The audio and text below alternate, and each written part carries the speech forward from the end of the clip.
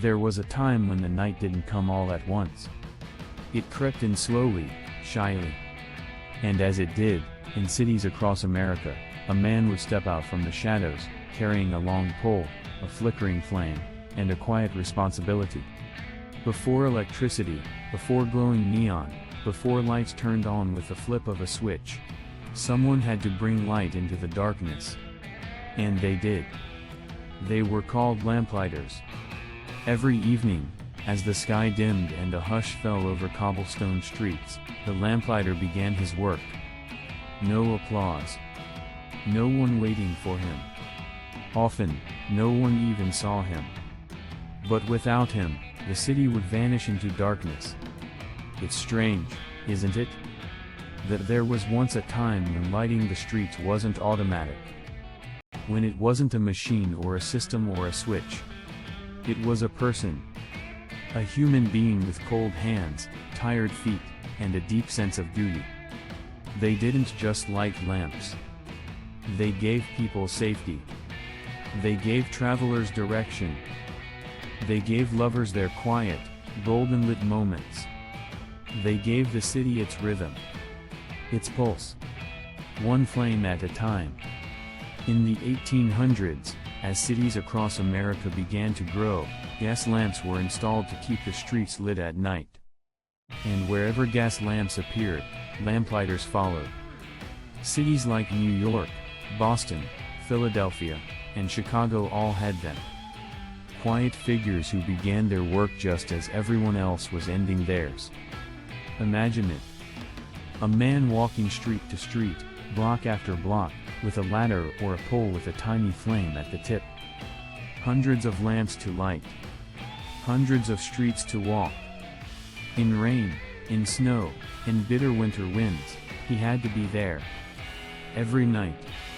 Without fail. There was no margin for error. If he didn't show up, the streets stayed dark. And when the streets were dark, danger crept in. Lamplighters didn't just light the lamps, they maintained them. Cleaned the glass. Checked the gas flow. Adjusted the wicks. And in the morning, they came back to put out the flames. So they weren't just lighting the night. They were taking care of it. Protecting it. There was a rhythm to it. A poetry. One that modern life has all but forgotten. The lamplighter's day began in the evening. Often just after sunset.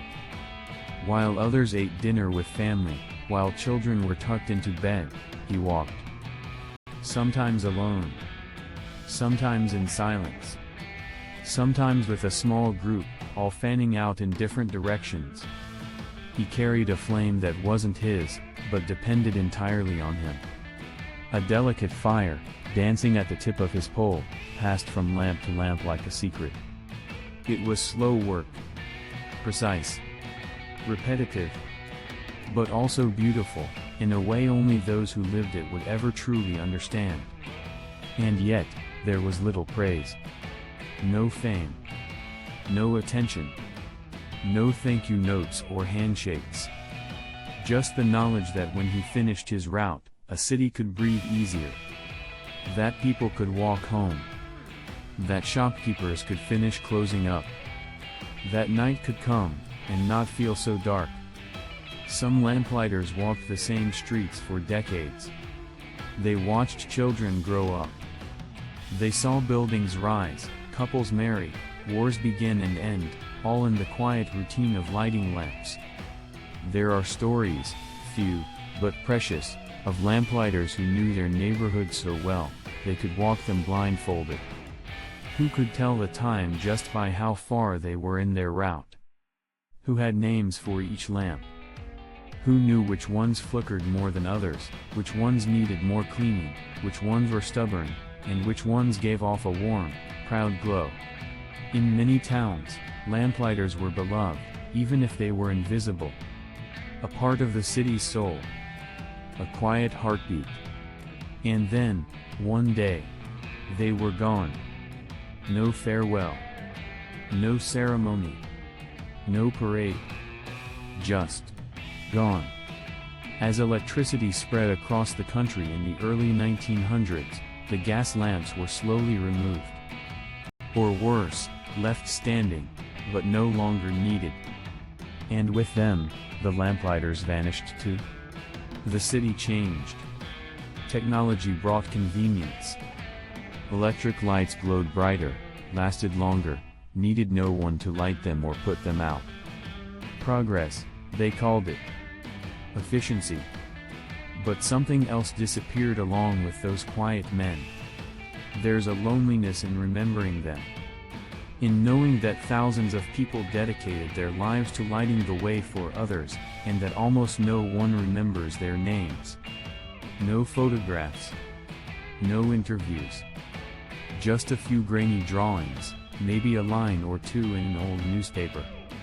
Maybe a black and white silhouette against the glow of a street lamp. What does it feel like to do something for decades, every day, and be completely forgotten? What does it mean when the world no longer needs you, and never even notices you're gone? One lamplighter in New York reportedly walked more than 10 miles each night to light over 500 lamps. That's 500 flames. 500 tiny promises kept. And when the city flipped a switch and turned on electric light, that same man quietly hung up his pole. The job that had shaped his life was no longer a job. His silence must have been deafening. There's a kind of ghost that haunts old cities, not a spirit, not something you see in windows or hear in the wind. But a memory. A trace.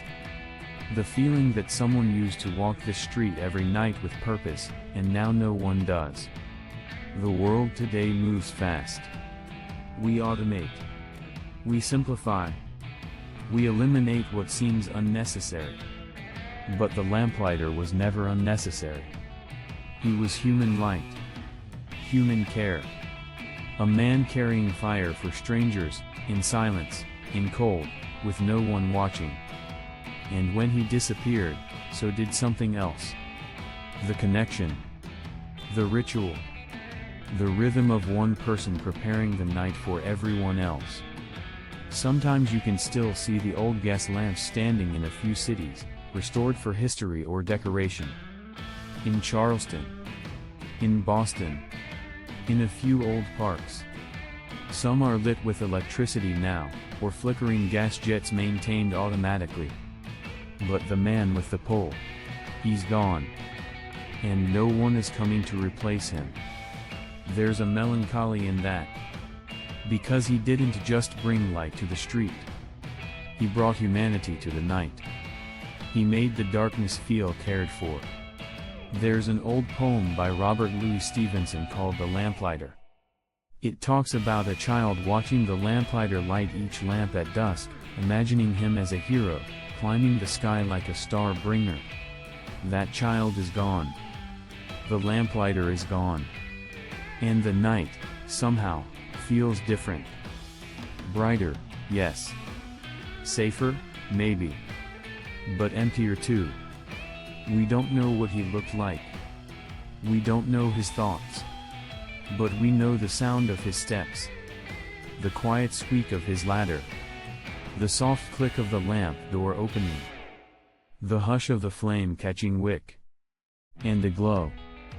That golden, flickering glow spreading across the block, one lamp at a time. That was his fingerprint. His legacy. A city lit by hand, by heart, by someone whose name we'll never know, but whose presence once lit every street in America.